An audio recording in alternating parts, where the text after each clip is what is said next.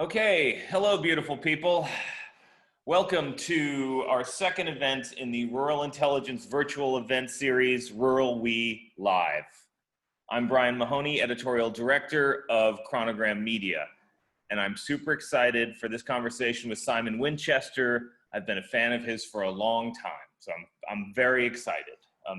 Before I turn this over to Lisa Green, Editor of Rural Intelligence, a few housekeeping notes. First, please keep yourself on mute for the duration of the event.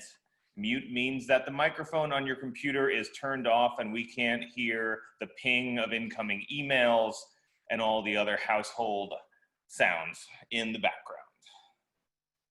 I know that we all have questions for Simon, lots of questions about volcanoes, questions about the OED, questions about geology, questions.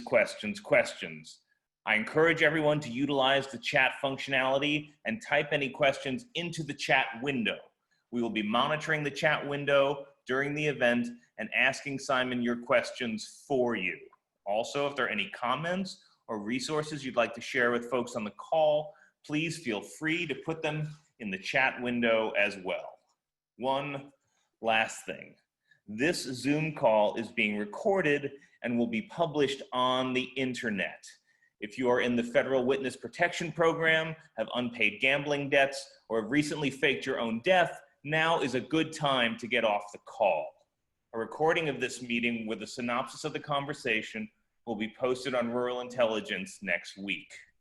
Without further ado, I hand this off to Lisa Green, Editor of Rural Intelligence. Hey everybody, I'm Lisa, I'm the editor. Welcome to our second Rural We Live, where we're going to be speaking with Simon Winchester, who has to be one of the most fascinating people I've ever met. But before we start our conversation, I need to tell you that we're doing these events in tandem with our fall reader support campaign. Rural Intelligence is a free site, but it's not free to produce. And we're at a point where we realize that we need our readers' financial support to keep going.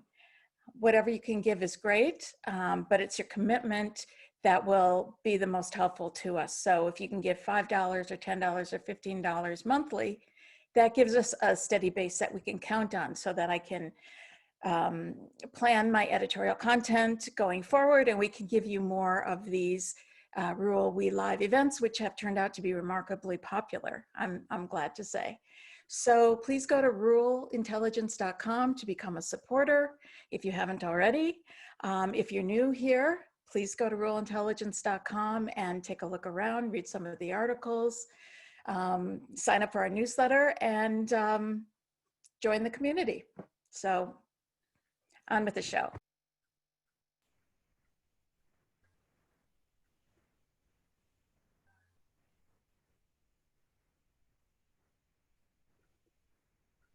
Lisa's on mute. Can you take her off mute? Sorry. All of it? No, just a part.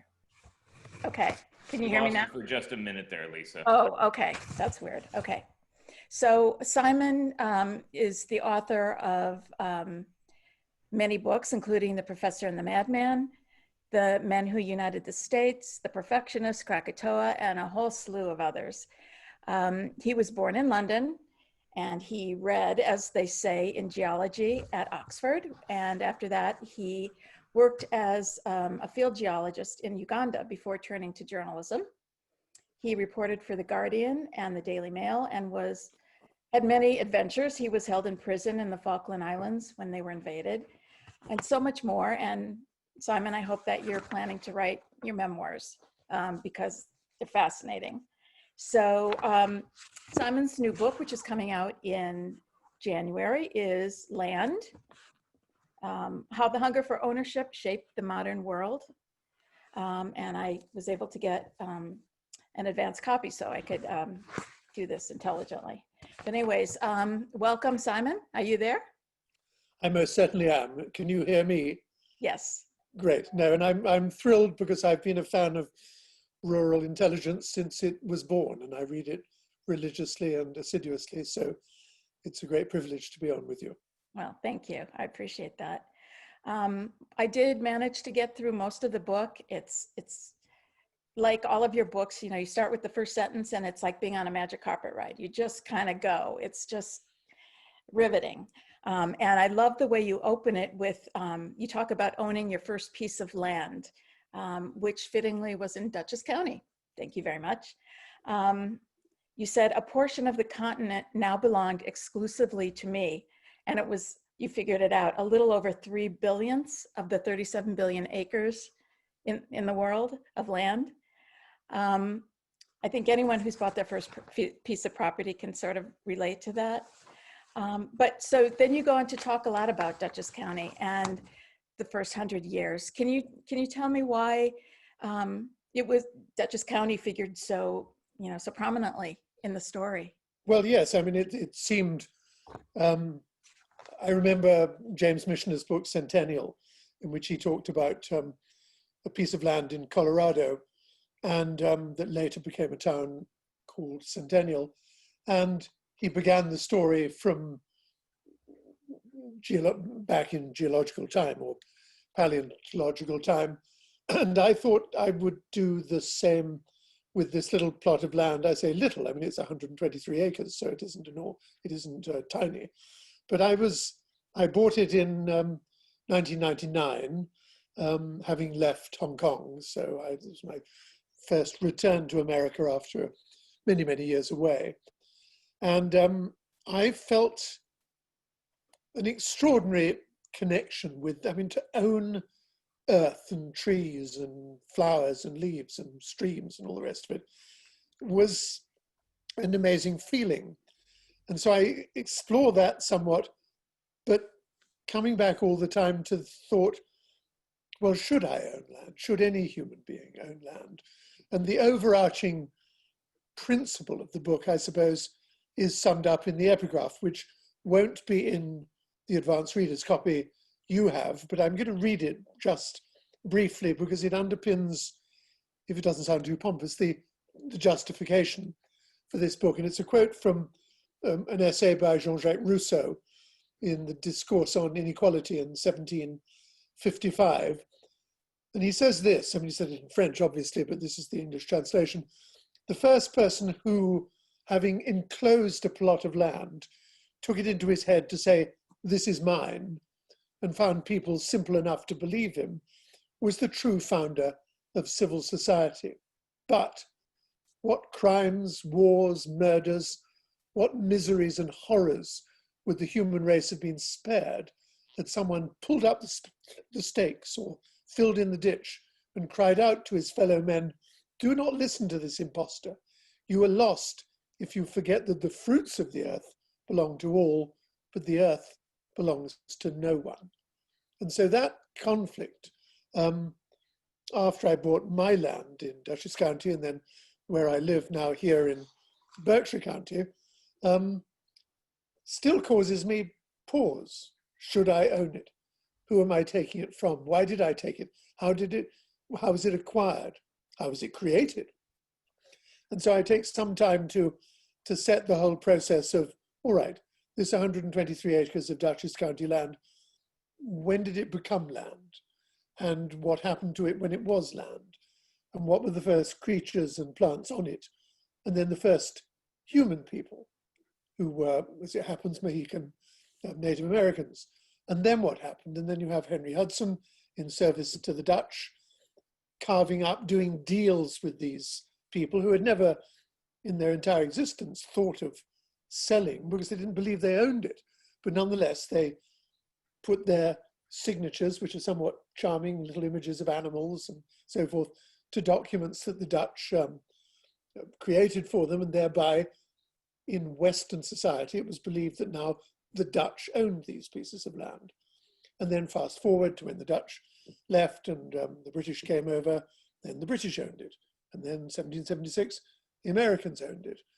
And then ultimately, so I owned it.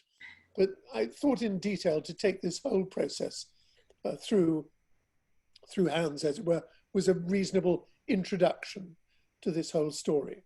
So that's why Dutchess County, and it is entirely fortuitous that I'm talking to you. You're the first person I've ever talked to about this book, because the book isn't coming out for another couple of 3 months, I think. But my publicist will be very pleased, and by extraordinary coincidence, about 15 minutes ago, I got the first review in Kirkus, which, as you know, are these pre-review reviews, and it's extremely flattering and kind. So my publicist will have been pleased with that at 3 o'clock, and she'll be pleased with you at 4 o'clock.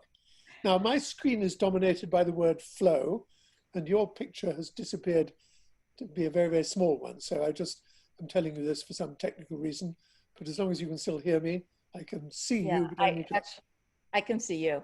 Great, now you're back again, super. Okay. And whoever flow is, hello.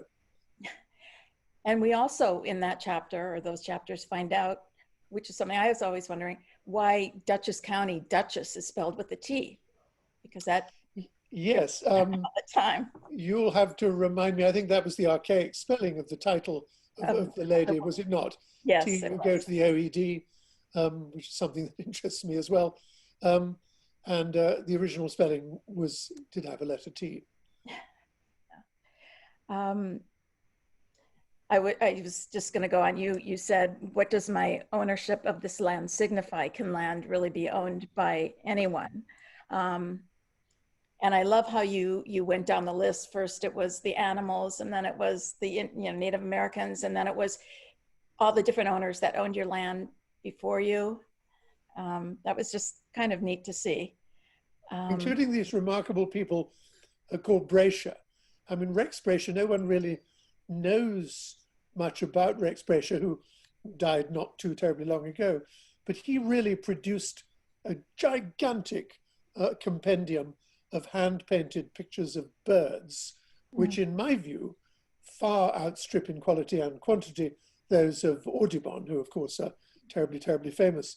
And slowly the reputation of Rex Braysher, whose oeuvre is all, I think, at one of the campuses of the University of Connecticut, should be looked at. I'd urge anyone that's interested in bird paintings to look at these wonderful, wonderful watercolors by Rex Braysher. And the land that I own and the people, the Brayshers that are next to it, are turning the whole thing into a bird sanctuary and a memorial to this remarkable person. Something for you, Lisa, to drive down and have a look at. Because I know that you love exploring your area. Definitely, that's a story. And then you say that in order to own land, you have to know where it is. So then map making becomes really important. And you go into that in quite some detail. Yes, I'm completely fascinated by maps. If you could see, I don't think you can, but anyway, I've hundreds and hundreds of atlases and cases full of maps. I'm sort of obsessively interested in maps and mapping, and particularly in one rather melancholy story. It'll take 2 minutes to tell, I think, which I tell in the book, about an idea in the end of the 19th century that wouldn't it be neat to map the entirety of this planet at a uniform scale, a scale of 1 to 1,000,000, and use the same colors, the same topography, and create the maps with such a format that if you stuck them all together with tape, you would produce a globe 1/1,000,000th the size of the globe on which we live. And this effort began just at the turn of the century, and the organizers, International Geographical Congress, decided that a country could not map itself.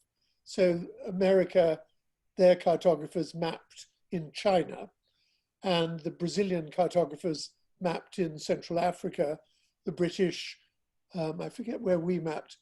But anyway, the result of it all was that the sheets are sort of politically neutral. They don't sort of, there are no jingoistic overtones to the sheets. And so the first, to map the entirety of the planet's land area takes about 850 maps, 2,000 for the whole planet, but most of it would be water. So they created about 120 of them, and then the First World War happened. So that was over 1919, they started again, and by the beginning of the Second World War, they had created about 450. Second World War, 46, 47, started again. And then they had produced maybe 700. But slowly the enthusiasm for this project started to wane for all sorts of reasons I go into.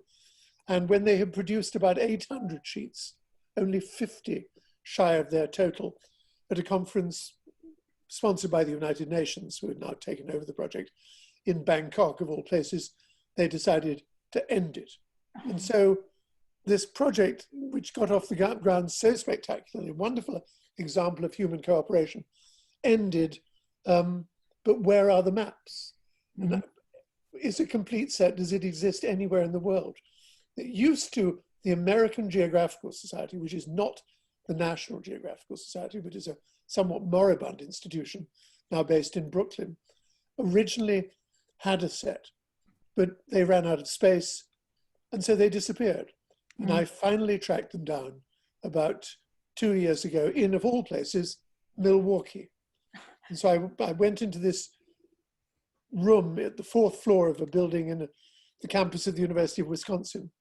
And there was this room full of map cabinets and globes, the biggest collection of globes in the world, apparently. And the curator, this wonderful woman called Marcy Bidney, I said, I don't believe this place. They're not, she said, I know what you're looking for. And the answer is, yes, they're here. And she pulled out map drawer after map drawer. And there were these beautiful sheets of effectively the whole of the world at the scale of 1 to a million. It sort of breaks my heart that it never was finished, but the project itself was so admirable, and a tragedy that it was never completed. How big would it have been? I mean, if they put it all together? Well, there are 800 sheets, and each one is huge. I mean, they're big, big things. So it would have been, I mean, I think no one could produce an atlas of that size. You could have done it in about 40 or 50 volumes. But it's one of these sort of crazy projects which has no practical purpose, especially now with GPS and all this nonsense. But for a lover of cartography, these maps are just magical to look at. I would love to see those. Well, there's one which will be in the book. We had to get one that was particularly interesting with a lot of sea, a recognizable coastline.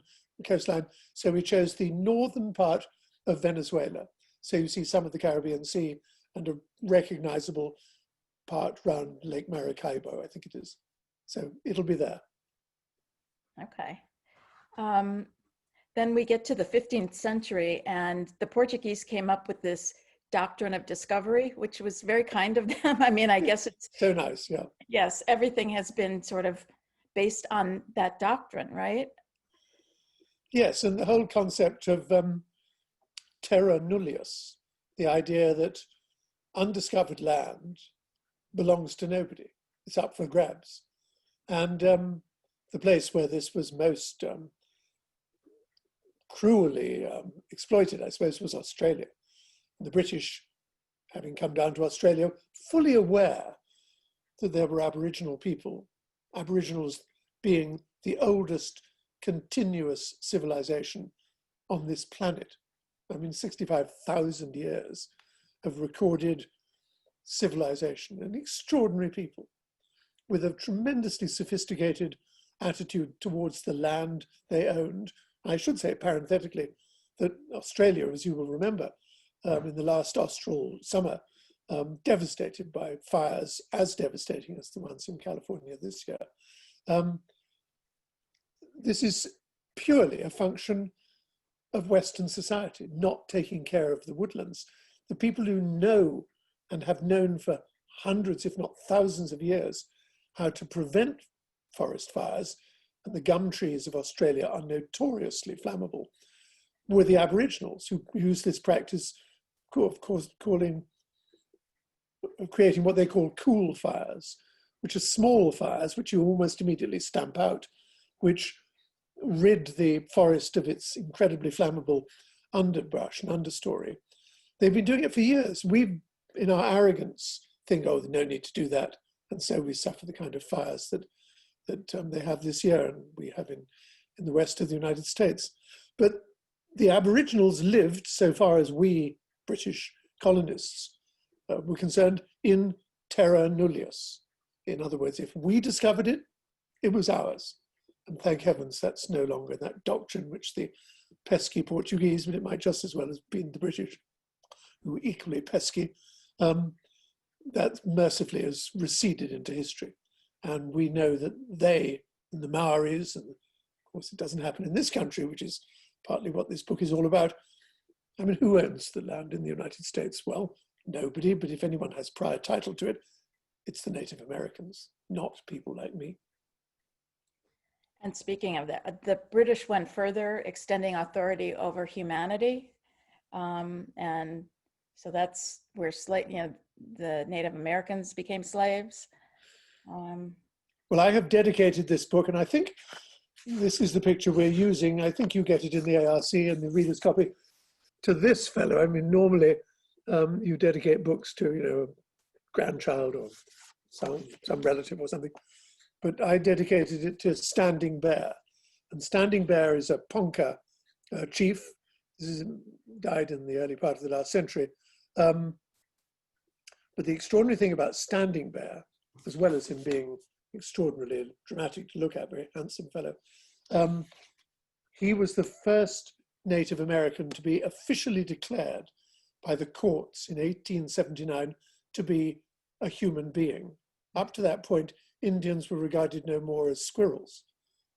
So he's a human being, but, and as I say this in the dedication, this book is dedicated to Standing Bear. In 1879, he was declared to be a human being, but the United States government took his land away anyway. So that's the extraordinary injustice, as far as I see, of these people who had lived blamelessly here for thousands of years. I mean, if you go down to the Southwest, 6,000-7,000 years of civilization in this country, we charge in, take away their land and say it's ours, and use it for, building strip malls or testing nuclear weapons. If I were a Cherokee or a Mohican, I'd be mightily ticked off. Yes. And then, as land was recognized as having inherent capital, you can make a profit off of it. There was a lust for land in America, as you said. And the government by de facto owned it all.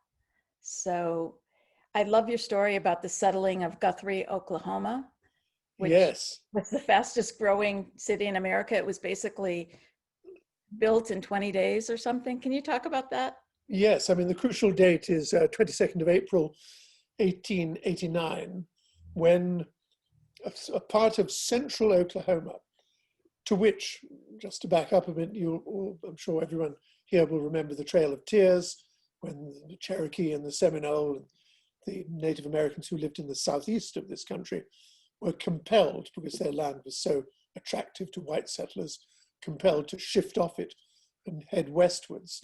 And they headed to this place, which we now call Oklahoma, and were settled there, and happened to be actually quite fertile and decent land, or they made it so. But there was a big section in the middle, which was unassigned to any Indians.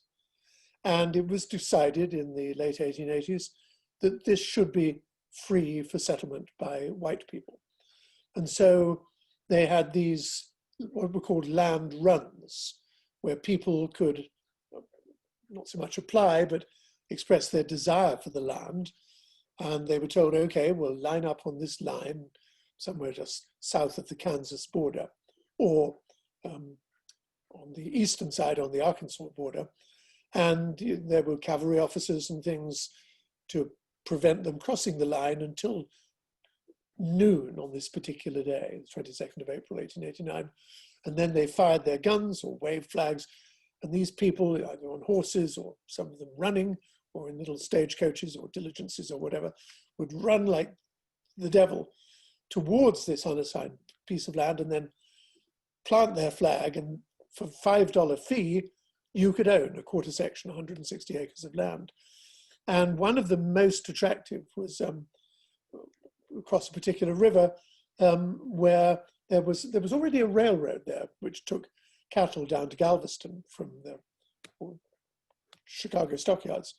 And there was named for a Kansas cattle baron called Mr. Guthrie. There was a little signboard on a watering stop, trains would stop and they'd be given water, said Guthrie. And this happened to be a place where lots of these people on their horses would gallop to, and they created a town. At dawn, on the morning of the 22nd of April, 1889, the population of Guthrie, Oklahoma was 0. By 6 p.m., it was 15,000. They had 2 streets, Oklahoma Street and Division Street, by the following morning. They had 8 streets 2 days later. They had the telegraph service in 5 days. They had electricity, I think it was, in about 10 days. And it was the capital of Oklahoma Territory at first, until there was an internecine row and Oklahoma City stole the seal and they became the capital. But Guthrie is now a sort of a mausoleum full of incredibly sturdy Victorian buildings, built mainly by a Belgian who came over and was a great sort of builder of monumental houses, so strongly built that it's almost impossible for the wreckers' balls to knock them down.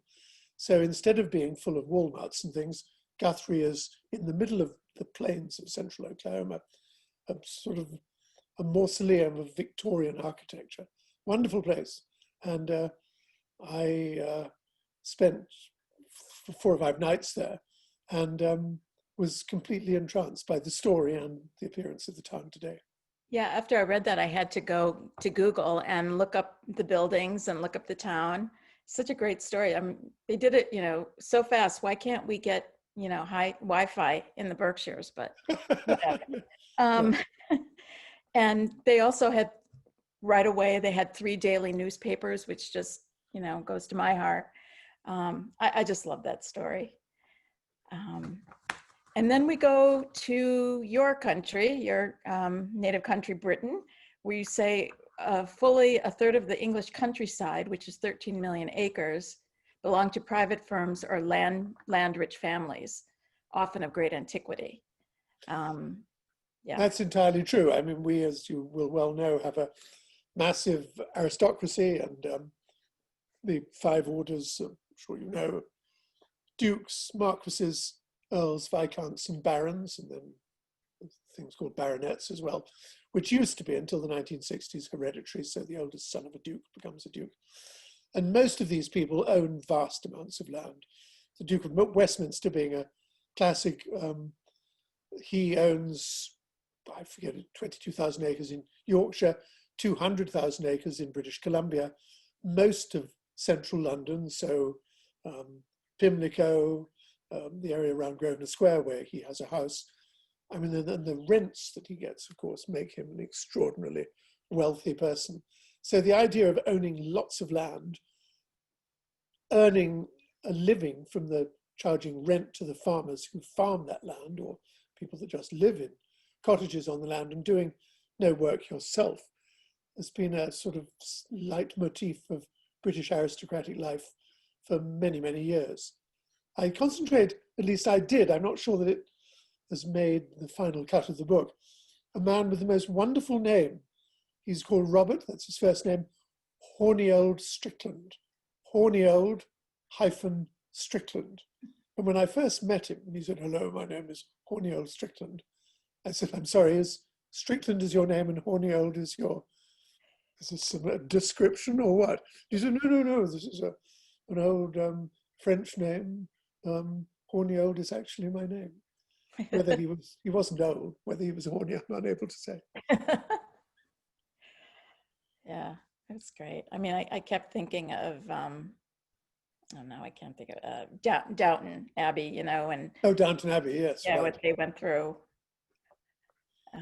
Yes, well, I mean, the biggest landowner, I think, in terms of acreage well, what I should say, of course, the biggest landowner in the world is the Queen of England, but she owns, technically, and this is one of those interesting sort of conceits about landowning, is that God owns the land, and the representative in England of God on earth is the sovereign.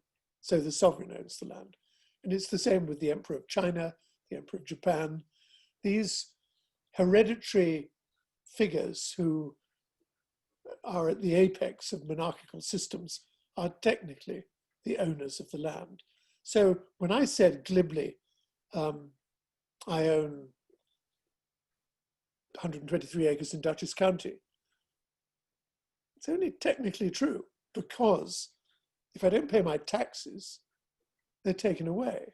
So really what I'm doing is I'm renting it from a superior authority. And that superior authority is, of course, the government. So the government really owns all the land, but I own it in what's called fee simple. I can have it. I have my what are called bundle of rights. I can extract things from it. I can take the fruit of the trees. I can exclude people from it. I can sell it to other people. But in terms of having the ultimate title to it, this is where it gets sort of horribly technical. I only own it so long as I pay the taxes on it. The only lands from which you can own without paying taxes are a very, very small acreage dotted around the world of what's called allodial title. That's very old, and you own it without paying anything. That is yours forever, but a vanishingly small number of people enjoy that. Most own it in fee simple, meaning someone else theoretically owns it more deeply than you do. But I'm sure you don't want to get into the long grass and talk about that kind of thing. You quote Anthony Trollope, who says, land is the only thing that can't fly away. And you disagree, and I think most of us would. Land is not staying put. It is, in fact, withering away. The land is drowning. I mean, you can't talk about land without talking environment. Well, that, oddly enough, it didn't fully occur to me until I'd written about 2/3 of the book. The famous quote that I wanted to use came from Gerald O'Hara from Gone with the Wind, when he has, at the very beginning of the movie, and obviously the book also, gives this speech to Scarlett, who's talking about leaving Tara and going away. And he says, no, never leave it, because land is the only thing worth working for. Land is the only thing worth fighting for. Land is the only thing worth dying for, because land is the only thing that lasts. Well, I was advised, and I think quite reasonably, that to quote anything from Gone with the Wind is now inappropriate. So we took that out and looked for another quote with the similar sentiments. And the Anthony Trollope worked nicely. So land is the only thing that lasts, or land is the only thing that can't fly away. Neither of those are actually true anymore, because climate change and sea level rise is causing the amount of land on this planet to shrink. So the old idea that land is absolutely immutable, and consequently, if you own it, it's the basis of a fortune, because you can borrow against it and use it, for collateral and so forth. Technically, it's no longer true. I mean, of course, in practical sense, it's going to be true for many, many years to come. But the future, I sort of deliberately misquote a line from, you may remember, The Go-Between by L.P. Hartley. The first famous lines of that book are, the past is a different country. They do things differently there. Well, as far as land is concerned, saying, well, the land that you thought was stable is in fact being nibbled away. I said, well, the future is a different country. They will do things differently there. Mm-hmm. And the story that you tell, the Tolstoy story at the end, I'm not going to give it away because people need to read your book or go to Tolstoy, I guess. But it's basically, how much land does a man need? And it's a wonderful story. I love the story. And yes, I'm always tempted to tell it to people, but you're quite right. I suppose people ought to read the book and see, but it's perfectly apposite. You have these big landowners, biggest, leaving aside the Queen and so forth. You have an Australian woman called Gina Reinhardt, who owns 39 million acres. That's more acreage owned by this Australian woman than all of England. And in this country, you've got, until recently, Ted Turner, CNN founder, who owns 2 and a bit million acres. He's been overtaken by another cable television baron, John Malone, who owns huge amounts, including Ted Turner. Most of his land holdings are in the West. But Malone owns a lot of land up here in the Northeast, mainly in Maine, it has to be said, in Vermont. So does Ted Turner, Gina Reinhardt, the Wilkes brothers, these dreadful people, at least I think they're dreadful, who are evangelical Christians of the worst kind, who made all their money from fracking in West Texas, have just been buying up land like you wouldn't believe in the West, in Idaho, Montana, Wyoming, and excluding people. I mean, that's another thing that I get into, the law of trespass, the invention of barbed wire. I mean, in Sweden, everyone has the right to go where they like. You own 1,000 acres of Swedish landscape. People can't come into your house and can't actually go into your own private garden, but they can walk willy-nilly over your landholding. It's called Allemansrätten, the right to roam across the land. In America, of course, it's the very opposite. And we see all these posted notices saying, don't go here, don't go there. To me, everyone should be able to go wherever they like on the landscape because it belongs to us. But that is not the case there.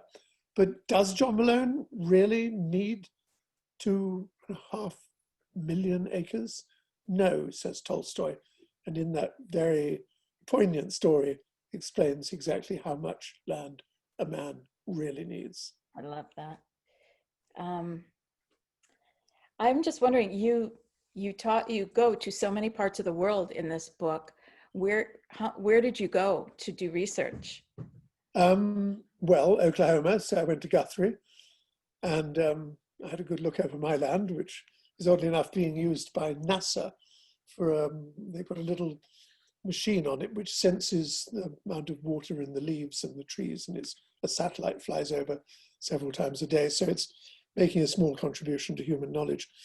I went to Scotland, I went to England, I went to Latvia, I went to the Ukraine, where your family is from, I believe.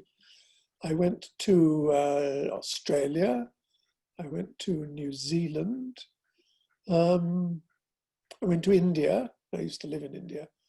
I went to Japan. So I tootled around quite a bit, yeah. Wow. It wasn't a cheap book to write. Right. Brian, do you have any questions from our audience? No, but I have a question, Simon. You had mentioned Sweden, and so I'm curious to know what other types of access to land are there overseas that are different from here in the U.S., where we have a very exclusionary, like, get off of my land, I have a shotgun in my hands kind of view of it? Yes, well, it's a very good question, and it varies considerably. Northern Europe, Norway, Sweden, Denmark, the sort of liberal countries of the north are generally very open. The Swedes are the most open of all, in that the right to roam is far more prominent in Swedish society than the right to exclude people. In England, the legislation is relatively modern, that allows, under pressure from organizations like the Ramblers Society, legislation allowing, it used to be a limited right to roam, but it's expanding all the time. Scotland is totally open. I mean, I have a very dear friend who, once again, I wrote about, but in the end, we thought there was too much Scotland in the book, and I took him out. And he owns 22,000 acres in the very far north of Scotland. He's called Michael Wigan, and his estate is called Borrowball. And he has a marvelous Helmsdale River, very famous for salmon fishing.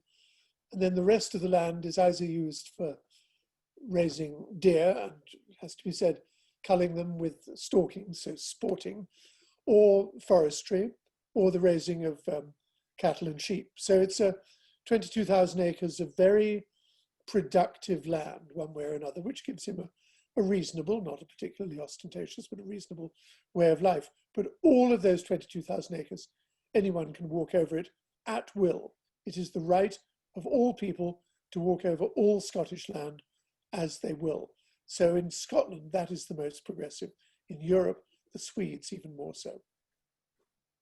And what is the general practice? Is the general practice across the world more exclusionary? I think that is fair to say so. It gets a little bit muddied in Africa, because then you've got the complexity of tribal rights and things like that. So I would say, generally speaking, in the last century, most countries were fairly exclusionary. And it's only in a way societies that have become more mature where it has become freer and freer for ordinary people to roam across the land as they will. It still astonishes me. You can get thousands of acres in Montana, and if you do set foot on them, not giving trouble to an owner who may not even live in Montana, you are theoretically breaking the law. And private security people or police can and have the right to turf you off it. So it distresses me. I think that America is so given to excluding people from land. There's an awful lot of land, plenty for everyone. Mm-hmm. This is a question from Susan Arterian. She asks, how do you think about land ownership in the context of its agricultural use? And what are the alternatives to ownership, or have you thought about them regarding agriculture? Yes, I have. And we go back, I suppose, to the Jeffersonian belief, and indeed, Adam Smith and all those people, Locke, that if you have land and you work it for the public benefit by growing crops or animals or to feed people or grow flowers, or if you improve it, then you should have a right to be there.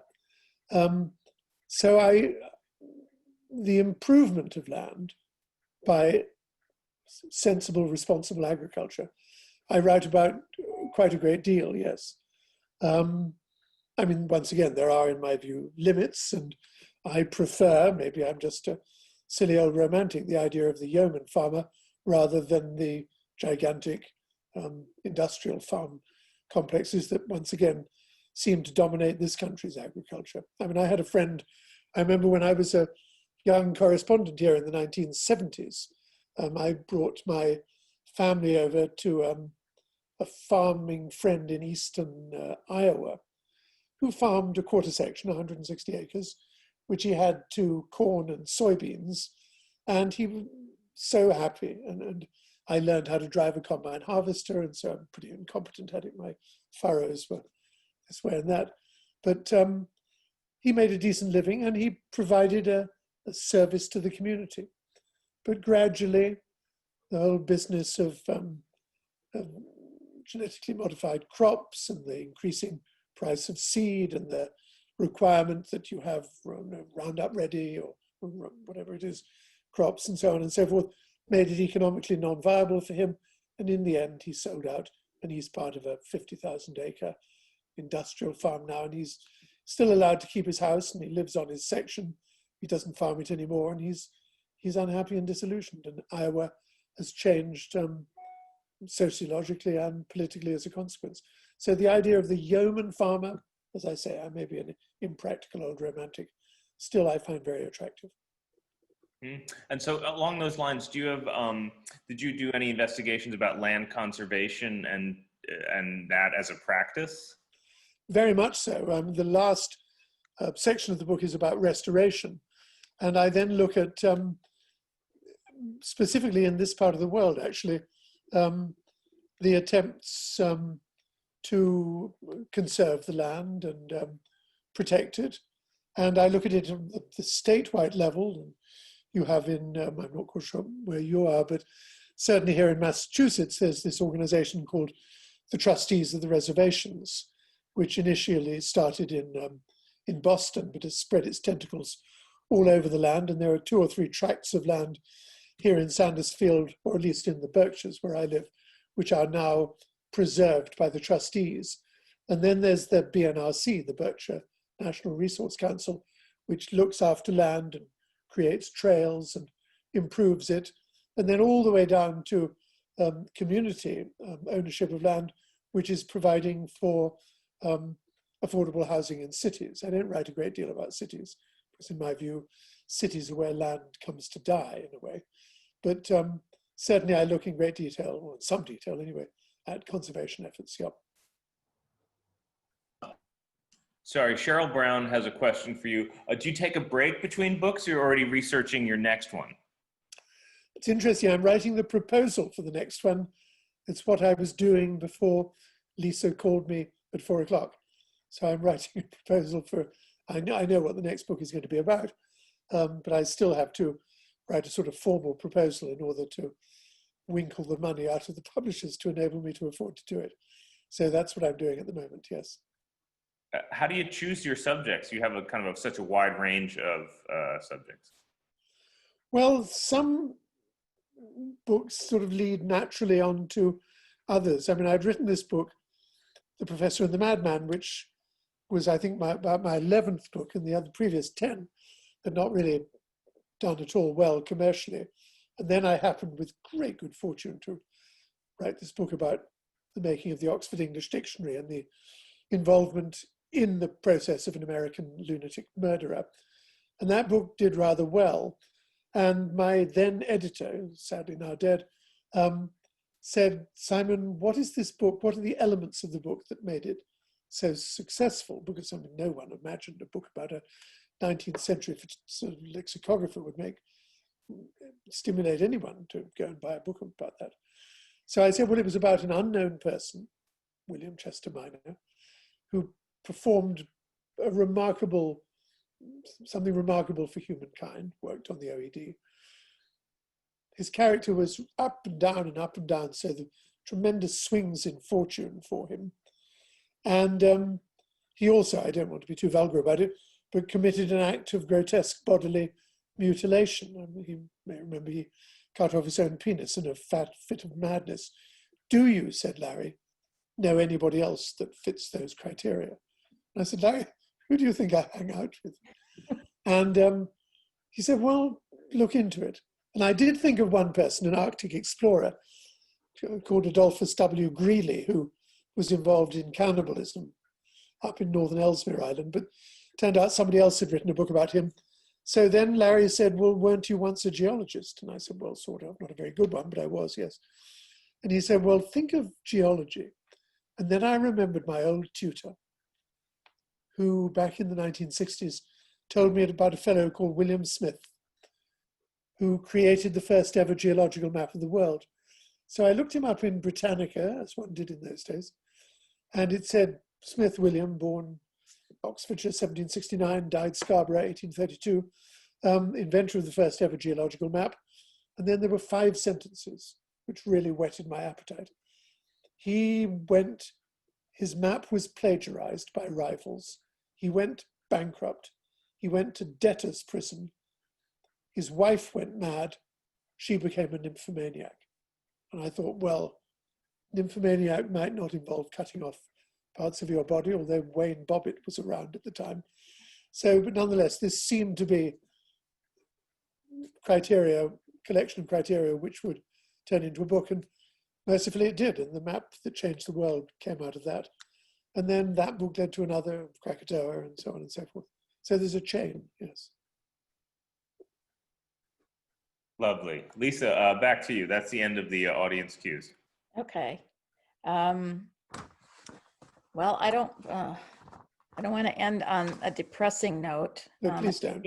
Of the Ukraine story, but I don't think I want to go there.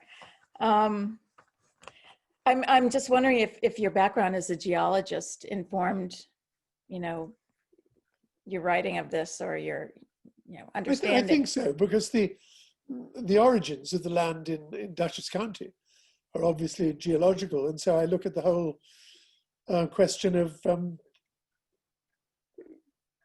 that part of this planet, which obviously initially was not land, and it was molten stuff and water. How did it eventually become land? And that involved, because now we do know paleogeography allows one to to know where it was on the surface of the earth and how it was part of different continents with these strange names, Laurentia and Beringia and all eventually turning into Pangaea, and then into the continent that became America, and then you've got the Iapetus Ocean, which became the Atlantic, and then the continent that became Europe. So all of that, which is very sort of base level geology, goes into the book. And then you look at the Precambrian and the first evidence of life in the Cambrian or the late Precambrian. So all of that, I suppose, to a fairly large degree, depended on knowing a tiny bit, trying to remember a tiny bit about geology, which after all I haven't studied since 1966, which is, I used to think wasn't a long time ago, but it actually was a long time ago. Mm-hmm. Many people, including I dare say your good self, were not even a gleam in your father's eye in 1966. Yeah, not really. So it's going to be a challenge launching this book. I mean, do you normally go on book tours and so on? Yes, and often rather, I say punishing, I enjoy them. So you normally do a 3 or 4 week American tour, followed by about a 1 week Canadian tour. And then for some extraordinary reason, the Australians, my books tend to do rather well down there. So I go to Australia and New Zealand and then come back to Britain. And then, so the whole process lasts about 2 months, I'd say.